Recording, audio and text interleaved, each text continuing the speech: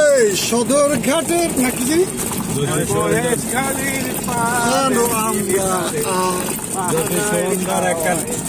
যদি সুন্দর একটা মুখ পাইতাম, যদি সুন্দর একটা মুখ পাইতাম, মহেশ কালীর পানে তার বানাই খাওয়াইতাম, মহেশ কালীর পানে তার বানাই খাওয়াইতাম।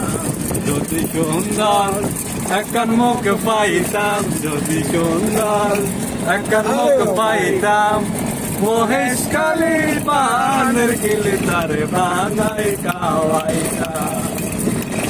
বানবো